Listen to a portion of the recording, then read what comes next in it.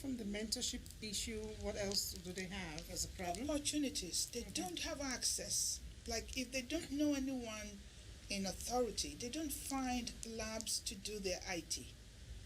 Or they end up going to places that are irrelevant or that don't pertain to the subject they studied.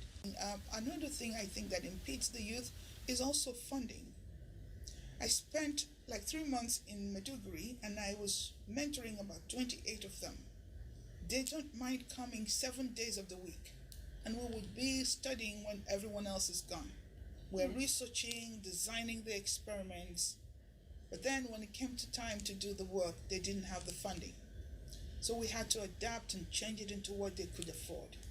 I think that if Nigeria invests in its future, it would smile in the future.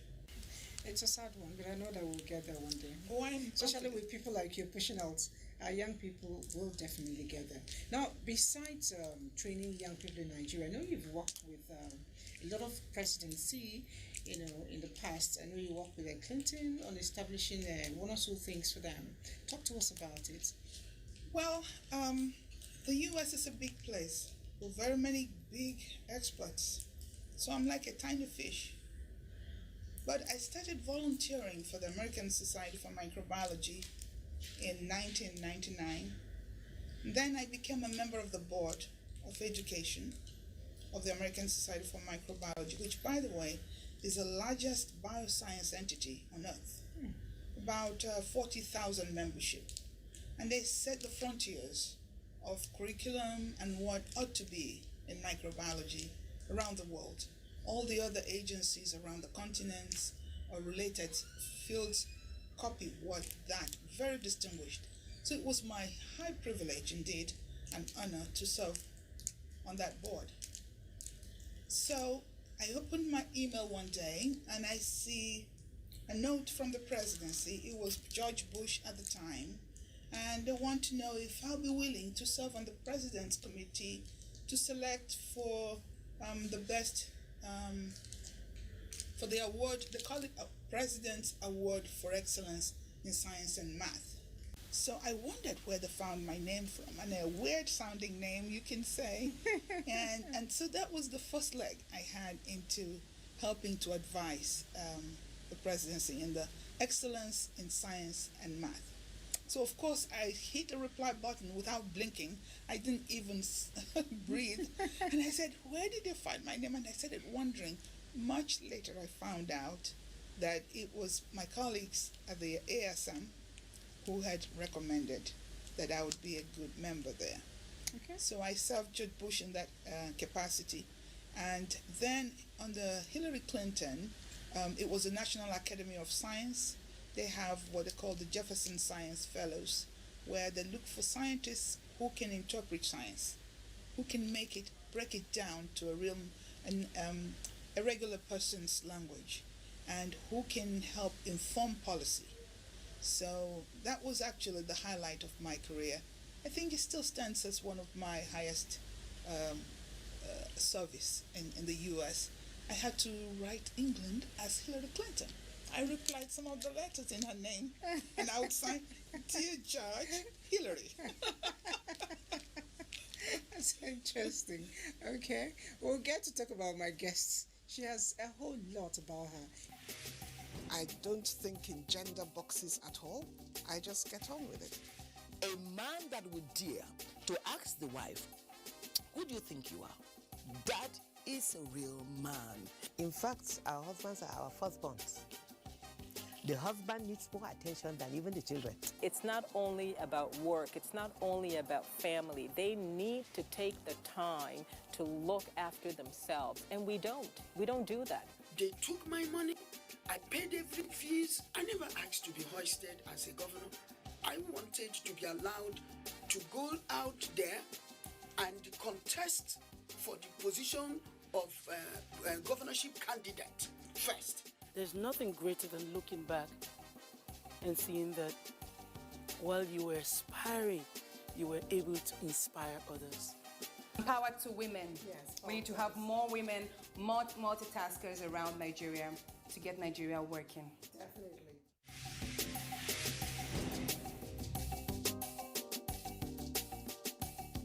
The show is still on, and it is the woman. I still have the professor seated with me. Prof, let me drop the prof and call you mommy. Because I know this time I want to talk about you as the mother of 4 lovely children doing very well. I was very inspired when I read the story of your son, Chuka. You know, at the point he was graduating from the high school, he gathered all the honors. What happened? How did you make it? You know, this boy was given, you know, admission to study in the best 11 universities in the U.S. What magic did you pull? I think, and Chuka not alone. He has siblings ahead of him. Chuka is my last child. And everyone likes to talk about Chuka. He has siblings ahead of him who showed him the way. David, my oldest, Kemka, and Victoria, and then Chuka. Actually, Kemka was so good. She had perfect scores in SAT and also was admitted to several schools. But Chuka had this special touch with people. That's what endeared him to all. So in high school, he was the captain for basketball, so he had many friends. Chuka would stay back in school to coach his friends, and they did a lot of things together outside school and in school. He knew how to manage his time, and when it came to the exams, he became the valedictorian. He spent his valedictorian speech recognizing his peers. He has finished from Harvard with honors. He read neurobiology and economics. You mentioned basketball. I recall a conversation you had with him when he used to come home and say, "Mommy, I can't run." Oh, Mommy, I cannot run. So how did he end up being a captain when at a point he couldn't run? Chuka was born with sickle cell anemia. He had the SS gene. And in fact, on the 10th anniversary of his treatment, the therapy that cured him, he told me, "Mommy, I'd like to spend that anniversary in Nigeria." And he came home. He wanted many more kids rescued. So when Chuka was 4, he could not even run. When his friends would run and he tries, he just liked life, but he couldn't live it. And he'll come back with his big eyes and he'll roll and say, "Mommy, I came last again." You know, when they run in school, then his teacher knew, in kindergarten, they'll make him sit or sleep. And until he got his therapy, and at the University of Miami Teaching Hospital, he had a stem cell therapy, and it worked very well. Today, Chuka is AA. From that hour to now, Chuka is he's 20-something, his early 20s. He changed completely. Completely. He's been AA since then, never had a headache. So from age 4. So when he was in high school, he was as strong as can be. Science does work. When they were contemplating the stem cell therapy, because he was the first in Florida to have that successfully done, they said, "Scientist mom experiments with child." But we had prayed.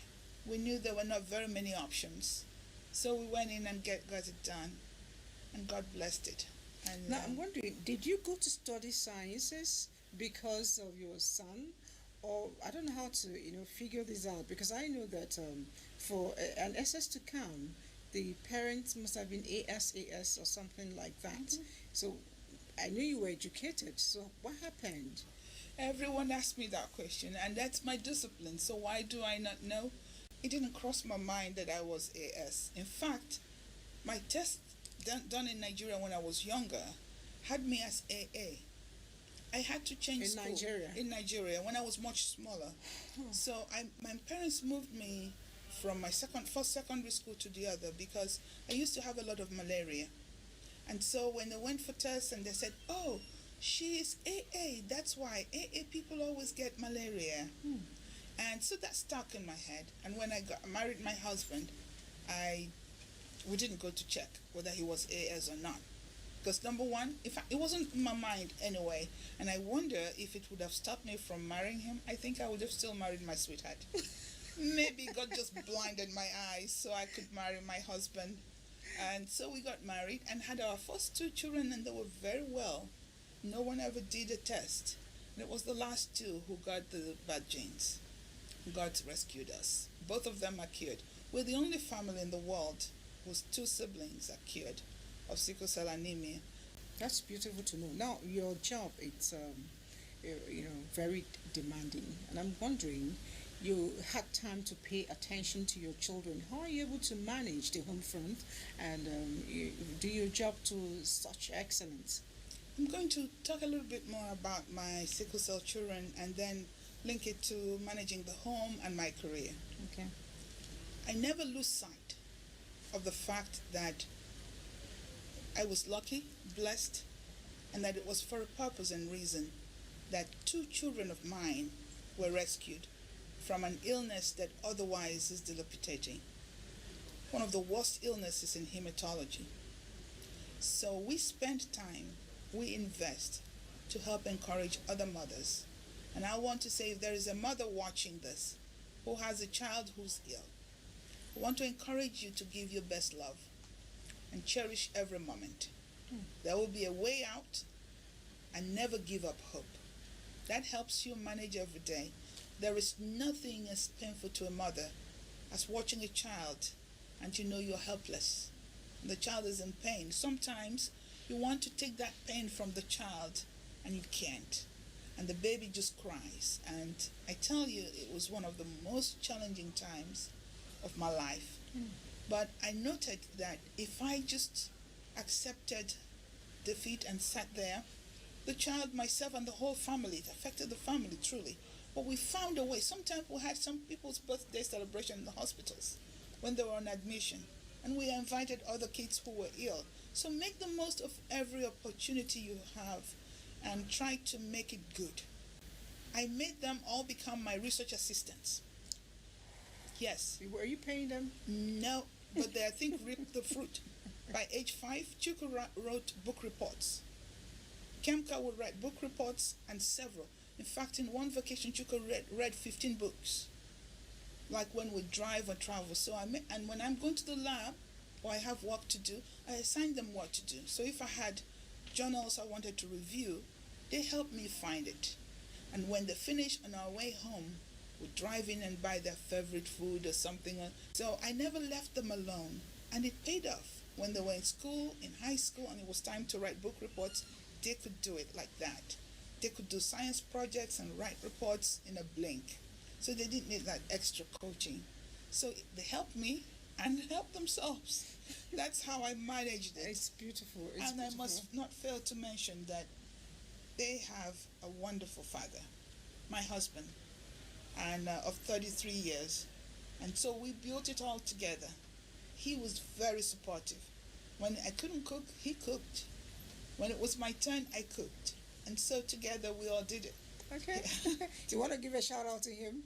Oh, hi, love you. All right. No, I know that I can't leave without asking you this question.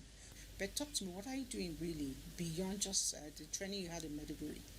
Yes, so since the year 2006, I've been coming regularly to Nigeria, and at the invitation of the federal government, I established the Applied Biotech International Nigeria Limited, where we have helped to train very many people and are continuing to. Our ultimate goal really is to power the bioeconomy for Nigeria. Everyone agrees that the foreseeable future will be driven, the economy of nations in the foreseeable future will be driven by biotechnology and the bioeconomy. And Nigeria has not even crafted its own blueprint or strategic plan. So that's part of what we're doing. At Applied Biotech, we have a rental lab where people can come in our lab to design experiments and do their research. We have mobile labs that we use to go around the country to train folks and empower them. We do research as well, mobile lab training, and R&D development products and so on. We help to incubate bioenterprises. You know, that's where you speak. I was just imagining things. Nigerians were very creative, and we go back to our roots a whole lot of time, creating a whole lot of things. I see organic things, on sale now. I'm hoping that one day we'll have it all coming up from your source in a better, refine and research things. Thank you so much. That is the goal. Thank That's you the goal, very right? much. That's the goal, really. Yes. What would you want, to give as an advice to women who are, desiring to get the best out of your career, but one thing or the other, it's, stalling them. You had your challenges, but you surmounted them and got to where you are today. What is your advice to such women? Well, I don't think that there's going to be one advice that fits all, but there are a few things I learned in my life that if you're born with a silver spoon in your mouth, you have to work to keep the silver spoon in your mouth. Otherwise, it will drop. Many others are born without the silver spoon, so you have to find it and stick it in your mouth. So life is a journey, and it doesn't matter where you find yourself, you make the most of it.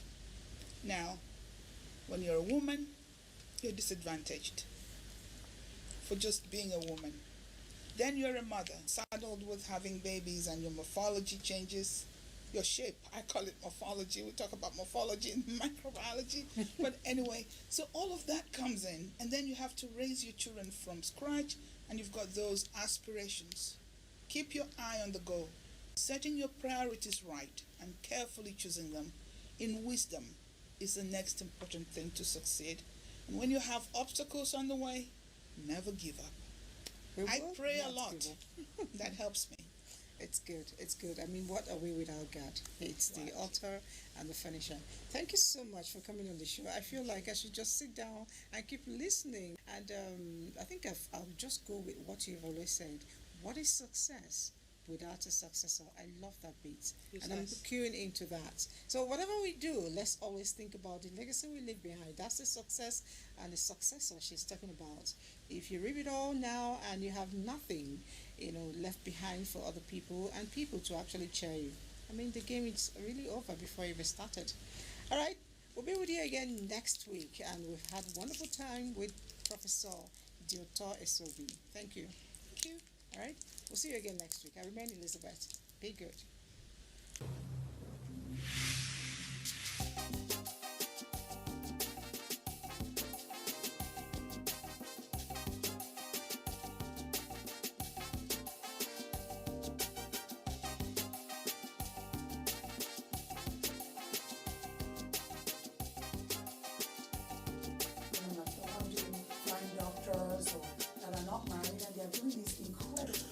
Well, there's a myriad of things. I think, first of all, we have to go back to the writer. You are very well known for your teaching skills. Your students speak a whole lot about you. Miss Nigeria competition. I said, let's pick them up, let's take them back to Nigeria, and let's teach them a different